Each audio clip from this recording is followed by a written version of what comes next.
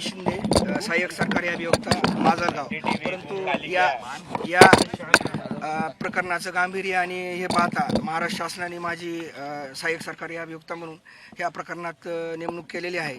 आणि आज वाल्मिक कराड हे जे आरोपी आहेत त्यांना न्यायालयासमोर हजर केलं असता आज न्यायालयाने त्यांना 15 दिवसाची पोलीस कोठडी दिलेली आहे. ते जे काही आमचे मुद्दे होते किंवा याच्यात 2 कोटीची जी खंडणी मागितली होती आरोपींनी फिर्यादीला, त्या संदर्भात चौकशी करण्यासाठी आणि त्याच्यानंतर जी काही स्वर्गीय संतोष देशमुख यांचा खून झाला त्या संदर्भाने काही तपास करायचा आहे किंवा ॲट्रॉसिटीचं जे काही गुन्हा आहे त्या संदर्भाने आणि इतर अशा किंवा त्या आरोपीचं व्हॉइस सॅम्पलिंग घेण्यासाठी या कारणासाठी माननीय न्यायालयाने 15 दिवसाचा कोठडी दिलेली आहे. मुद्दे कारण त्यांचं म्हणणं असं की मीडिया ट्रायलचा विषय मीडियामुळे हा विषय पुढे आला त्याच्याबद्दल मी काय बोलू शकतो. आणि पण राजकीय द्वेष आणि दबावामुळे हे झालंय, तुम्ही काय युक्तिवाद केलात त्याबद्दल? त्यांचं म्हणणं आहे की मी तेच सांगतोय तुम्हाला आजवर सांगितले आमचा युक्तिवाद काय होता किंवा ह्याचे जे आरोपीचे जे काही इन्व्हॉल्वमेंट आहे ह्या आरोपीचं तर त्याच्या संदर्भाने आणि सिरियस ऑफेन्स आहे 10 वर्षाची जे शिक्षाची तरतूद आहे 7 वर्षाची शिक्षेची तरतूद आहे त्या संदर्भाने सखोल तपास करण्यासाठी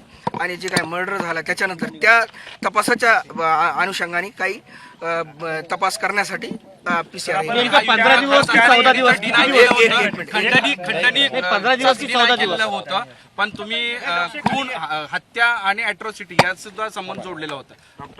जोडल्या नाही. तपास जी काय आहे जी तपास अधिकारी आहेत त्यांनी आम्ही हे असे मुद्दे कोर्टासमोर मांडले आणि ते कोर्टाने मान्य करून PCR दिलेला आहे. त्यांचं म्हणणं होतं 14 दिवसाचा PCR मिळाला, तुम्ही म्हणता 15 दिवस नेमकं 15 दिवस PCR ची मागणी केली होती. 15 दिवस PCR ची मागणी मान्य झालेली आहे. पण 15 की 14 काही जण 15 अपहरण आणि हत्येच्या प्रकरणाशी देखील संबंध असल्याचा आपल्या सीआयडीला संशय आहे का आणि त्याच्या पद्धतीने आपण काही मांडणी केली आहे का?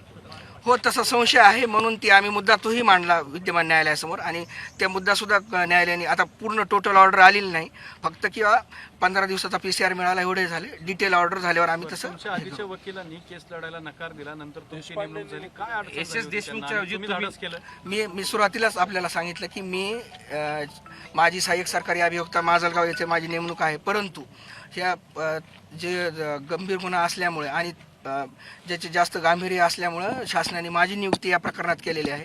बाकी याबद्दल मी काही सांगू शकत नाही. एक शेवट CID आतापर्यंत जी चौकशी केली होती, तपासणी केली होती, त्या अनुषंगाने कोणत्या संदर्भात? म्हणजे या मी सगळ्या आज फक्त खंडणी प्रकरण आणि त्याच्या त्याच्याशी संबंधित असल्या इतर गुन्ह्यांच्या संदर्भात काही तुम्ही सादर केलात का? कोर्टासमोर मांडणी झाली का?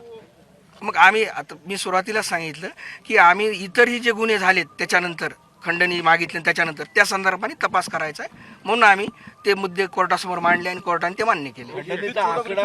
गुन्ह्याच्या तक्रारीमध्ये खंडणीचा आकडा आहे ते तुम्ही वाचून घ्या, बघून घ्या, ते आहे. 15 दिवसाची कन्फर्म आहे का? 15 आता ते कराडचे म्हणाले की 14 दिवसाची 15 दिवसाची 15 दिवसाची